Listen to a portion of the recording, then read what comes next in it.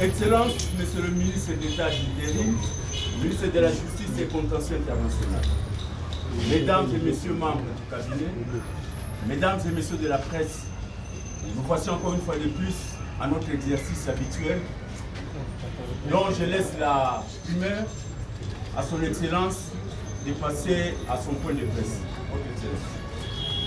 Mesdames et Messieurs, aujourd'hui, nous allons parler des résultats du leadership éclairé, avisé de son Excellence, Monsieur le Président de la République, Félix Antoine Tshisekedi Tshilombo, dans les secteurs du contentieux international et de sa vision matérialisée par son Excellence, Madame la Première ministre, chef du gouvernement, Judith Suminwa Tuluka.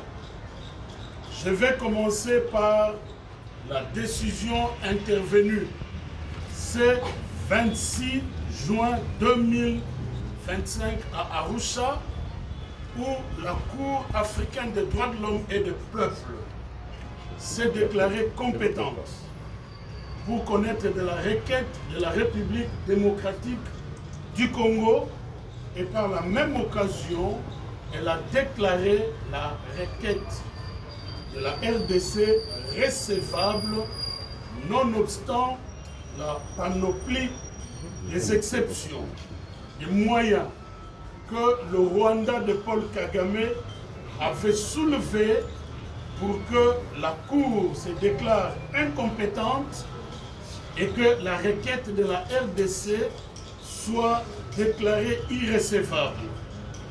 Avec cette décision, le Rwanda de Paul Kagame est sommé, en ayant 90 jours, d'envoyer ses observations par rapport aux accusations de violation des droits des populations civiles à l'est de la République démocratique du Congo que la RDC a envoyé à la Cour.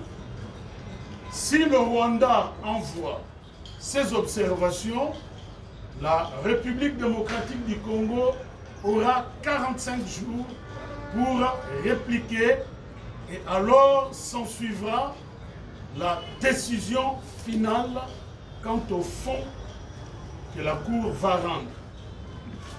Je voudrais préciser que cette procédure que nous venons de franchir, cette étape que nous venons de franchir, préjuge dans une certaine mesure sur le fond.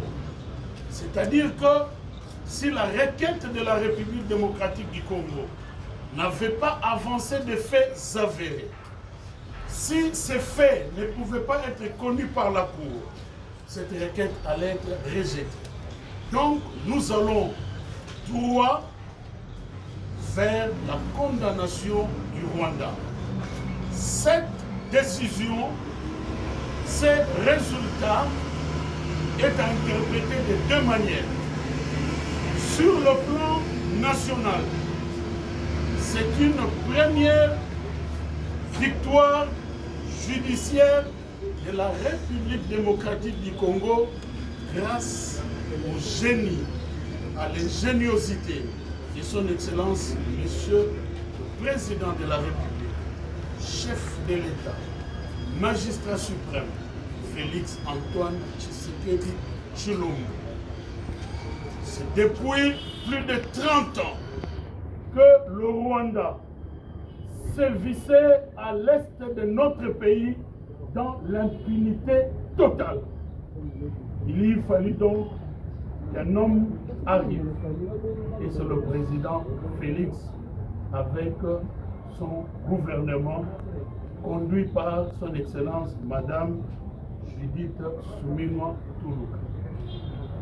Sur le plan international, c'est une première devant la Cour de justice, la Cour africaine des droits de l'homme et des peuples, parce que ça traduit maintenant la confiance que les États peuvent faire à leurs institutions, le cas échéant, la Cour africaine des droits de l'homme et de la paix. Chers compatriotes, mesdames et messieurs, je voudrais, parce qu'il s'agit des résultats, ajouter que cette victoire judiciaire s'inscrit dans la liste de nombreuses victoires déjà engrangées dont je vais vous parler en quelques mots.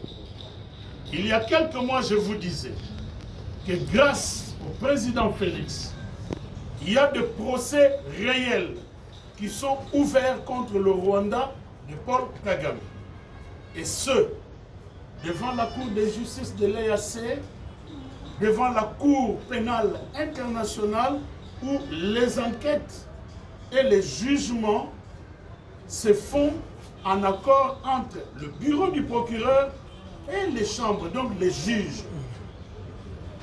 En même temps, je voudrais souligner que depuis maintenant 1 an, ici, mention spéciale pour le gouvernement de son Excellence Judith Suminwa.